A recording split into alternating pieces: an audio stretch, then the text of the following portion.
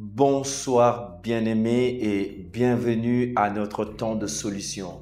Ce soir, j'ai un message très simple pour tout un chacun d'entre nous car nous sommes les élus et les appelés de Dieu.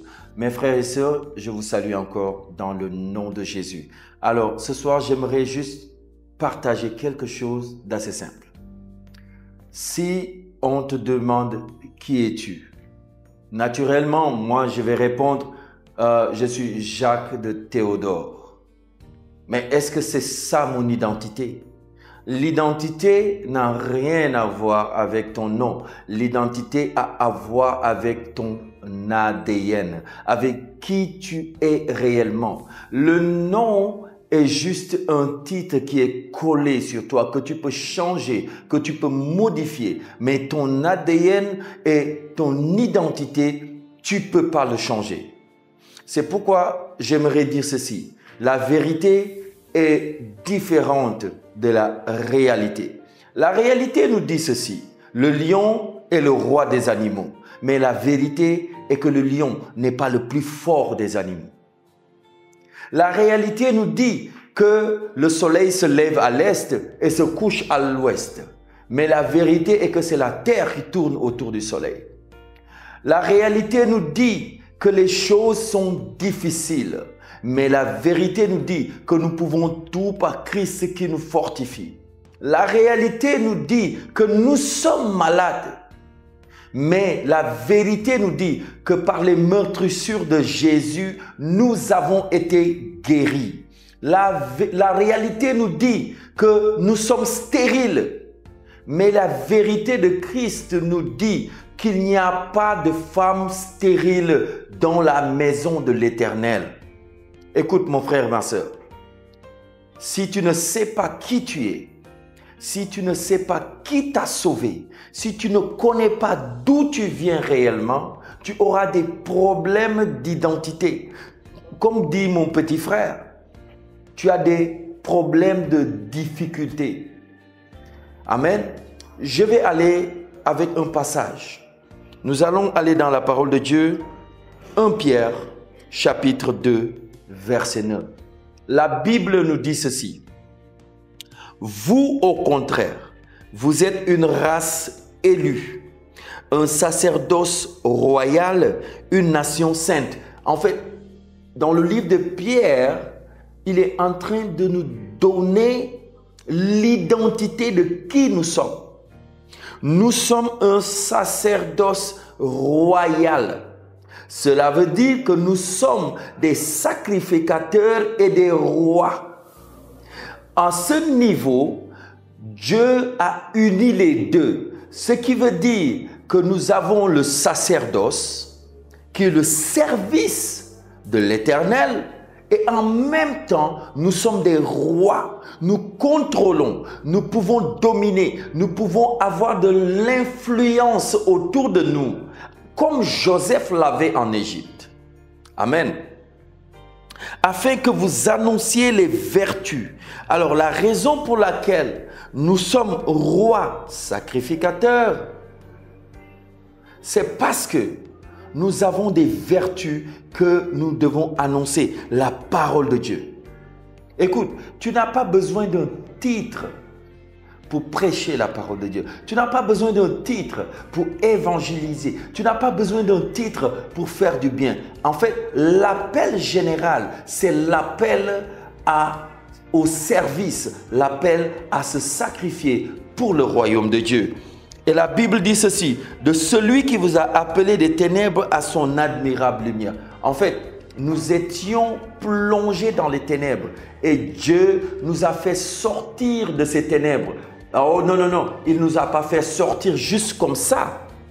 Il n'est pas venu juste nous faire sortir. Il a payé un prix. Et pour voir ce prix, nous allons regarder dans le livre de Romains chapitre 8, verset 35. Son amour. L'amour qu'il a poussé à se donner. L'amour qui a fait qu'il nous a adoptés. Nous étions à l'orphelinat et il nous a pris et a fait de nous ses enfants. Et automatiquement, dans notre ADN, il y a l'ADN de Christ. C'est pourquoi la Bible dit dans Romains chapitre 8, verset 35, « Qui nous séparera de l'amour de Christ ?» Mon frère, ma soeur, si tu connais quelqu'un qui peut nous séparer de l'amour de Christ, donne-moi son nom. Parce que la Bible dit, qui, il n'y a pas quelqu'un. Et il va plus loin, il dit, serait-ce la tribulation, l'angoisse, ou la persécution, ou la faim, ou la nudité, ou le péril, ou l'épée, selon ce qui est écrit, c'est à cause de toi que nous sommes mis à mort chaque jour, qu'on nous regarde comme des brebis destinées à la boucherie. Rien, absolument rien, ne peut nous séparer de l'amour de Christ. Dieu nous a adoptés et nous sommes ses enfants. Si tu ne sais pas que tu es le fils de l'homme le plus puissant sur cette terre, tu vas te comporter n'importe comment. Mais quand tu deviens conscient que ton père, je vais prendre un exemple terre à terre. Imagine que Vladimir Poutine t'adopte comme son enfant. Et il te donne l'autorité Poutine sur ta vie. Mon frère, tu n'auras pas peur de quelqu'un. Pourquoi? Parce que tu es le fils de l'homme, d'un homme le plus puissant sur cette terre. Il y a des hommes puissants, mais celui-là, il est très puissant. Et quand tu es conscient de ça, tu es dans le palais au Kremlin, dans le palais de Poutine. Écoute, est-ce que tu peux avoir peur de l'attaque de quelqu'un? Non. Pourquoi? Parce que tu sais que personne ne peut rentrer dans le Kremlin et ressortir intact. Écoute, la Bible dit que nous sommes assis avec Christ dans les lieux célestes. Nous sommes assis dans les lieux célestes avec Christ. Qui peut rentrer dans les lieux célestes, là où Christ est assis avec toi, et il t'arrache entre les mains de Christ, et il s'en va tranquillement, et il fait à Christ, bye bye Jésus, je suis venu, j'ai pris ton enfant entre tes mains et je suis parti. Hey, il faut connaître qui tu es. Jésus, le Dieu créateur du ciel et de la terre, a versé un prix. Et c'est avec ce prix qu'il t'a racheté. Ce prix a de la... En fait, il n'y a pas une autre monnaie plus élevée que la monnaie du sang de Jésus. Et c'est cette monnaie qu'il a utilisée pour te racheter. Le dollar est puissant. Le livre sterling est puissant. Le yen japonais est puissant. Mais ce qui est plus puissant, c'est le sang de Jésus. Et ayant conscience de ce sang, tu ne peux pas te permettre d'être n'importe qui. Alléluia. J'aimerais partager quelque chose encore avec toi. Jésus dit ceci dans le livre de Jean chapitre 15, verset 15. Je vous appelle plus serviteur. Écoutez, c'est Jésus qui parle. Ce n'est pas l'apôtre Paul qui parle.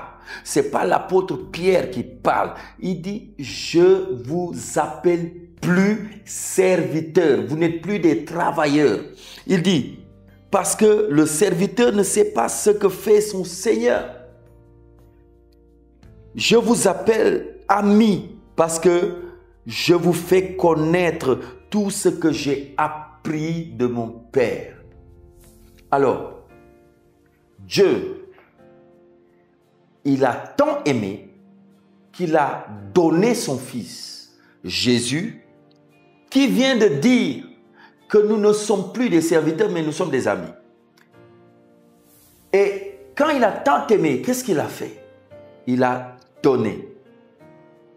Je vais prendre une parenthèse sur le donner. Écoutez, on donne parce qu'on aime. Si on n'aime pas, on ne donne pas. Et donner ne veut pas forcément dire argent. Donner ici peut être ton temps. Donner peut être ton énergie. Donner peut être tes talents. Donner peut être ta capacité intellectuelle. Donner peut être un service. Écoutez, l'argent, ce n'est pas le billet. L'argent, c'est le service que tu offres. À chaque fois que tu fais quelque chose pour le Seigneur, tu lui offres quelque chose. Et si tu ne l'aimes pas, tu ne pourras pas lui offrir quelque chose. Celui qui n'aime pas n'offre pas. C'est parce que tu aimes. C'est pourquoi quand tu sors, tu penses à tes enfants. Tu penses, oh, la chaussure là va aller à ma fille. La chaussure là va aller à mon fils. L'habit là, quand je vais acheter ça, si ma fille porte ça, oh my God, elle sera très belle. En fait, c'est parce que tu aimes ton enfant que tu fais ça. Si tu aimes Dieu, tu vas faire quelque chose pour lui. Fais quelque chose, juste quelque chose. Même si tu penses que c'est pas grand, fais quelque chose. Un mari qui amène des arachides chaque soir à sa femme et qui ne lui offre pas d'argent, qui lui dit, chérie, j'ai pensé à toi, c'est pourquoi j'ai acheté cet arachide. Sa femme va continuer de l'aimer. Ça, c'est de l'amour. Il n'a pas beaucoup, mais ce qu'il a, il donne ça avec amour. C'est pourquoi la veuve a pu donner ce qu'elle avait avec amour. C'est pas parce qu'elle avait donné plus, mais elle a donné avec amour. Et je veux continuer en disant ceci. On va lire un autre passage qui, dans le livre de Romains, nous allons prendre Romains chapitre 8. La Bible nous dit, qui pourra nous séparer de l'amour de Jésus? Qui? Personne ne peut nous séparer de son amour. Pourquoi? Parce qu'il a donné son sang pour nous. Il a sacrifié sa vie pour nous. Il s'est donné totalement pour nous. Alors, nous n'avons pas à craindre quoi que ce soit. Écoutez, la vérité est que les murs de ta maison, les gens peuvent venir jeter des poubelles. Les gens peuvent venir écrire sur le mur. Mais les gens ne viendront pas ouvrir ta maison pour jeter les poubelles dedans. Les gens ne pourront pas venir ouvrir ta maison, écrire sur les murs de ton salon. Pourquoi? Parce que c'est protégé par toi, c'est ta maison. Écoutez, la maladie peut venir, les épreuves peuvent venir, mais les épreuves ne vont jamais vous dominer ou vous contrôler. Les gens peuvent vous haïr, mais ils ne pourront pas enlever l'amour de Christ qui est en vous. Le sang de Jésus, la Bible dit, dans le livre de Éphésiens chapitre 1er, à partir du verset 7, la Bible dit, en lui, par son sang, nous avons été rachetés. En fait, ce n'est pas acheté, non, racheté. Ce qui veut dire que c'était acheté d'abord. Satan nous avait achetés avec un prix de mensonge. Jésus a donné encore un autre prix pour nous reprendre. En fait, nous lui appartenons. Amen. Nous sommes rachetés, pardonnés de nos fautes, conformément à la richesse de sa grâce. En fait, la richesse, c'est la grâce. Dans ce contexte, en fait, il a tellement de grâce en lui, tellement cette monnaie céleste est puissante, il a payé pour nous prendre. Écoutez, si vous allez acheter une télé dans un magasin Samsung ou bien LG et vous donnez l'argent, vous repartez chez vous avec votre télé, est-ce que Samsung a le droit de venir chez vous reprendre cette télé? Non. Pourquoi? Parce que vous avez déjà payé un prix. Même si la télé est défaillante, même si la télé a des défauts, c'est votre télé. Même si vous êtes incapable, même si vous êtes faible, même si vous n'arrivez pas à accomplir certaines choses, écoutez, ça n'enlève pas le fait que vous soyez des enfants de Dieu. Même si vous passez par des difficultés, par la maladie, par le manque, par les souffrances, ça n'enlève pas le fait que vous soyez des enfants de Dieu. Écoutez, l'ADN de nos parents se trouve en nous. Prenons un exemple. Prenons monsieur Diouf. Si ton père s'appelle Diouf, même si tu vas changer ton nom en Johnson, même si ce n'est pas presque pareil, Diouf Johnson, écoute, Le nom Diouf n'a pas quitté ton ADN. Tu es toujours Diouf. Tu es toujours Diouf. Ça ne change pas. Accepte que tu es un enfant de Dieu, racheté, lavé par le sang de Jésus. Et quand tu vas accepter cette vérité, tu vas avancer parce que la vérité n'est pas la réalité. Je reprends. Le lion est le roi des animaux et ça, c'est la réalité. Mais la vérité est que le lion n'est pas le plus fort des animaux. La terre a 4 coins. On appelle les 4 coins cardinaux. Les 4 points cardinaux. On dit à chaque coin. Mais la terre est ronde. Elle n'a pas de coin. C'est ça la vérité. Écoute, ne prends jamais la réalité pour la vérité. Crois par la foi et avance avec la connaissance de qui tu es en Christ. Que Dieu te bénisse. Et je t'invite demain à l'église Harvest Intercontinental qui est juste derrière l'école Warrior 2 à partir de 9h pour l'école du ministère et à partir de 10h pour un bon moment de louange. Hey, hey, hey, je ne veux pas danser seul. Viens demain, nous allons danser, nous allons célébrer le Seigneur ensemble. Que Dieu vous bénisse et passez un bon week-end.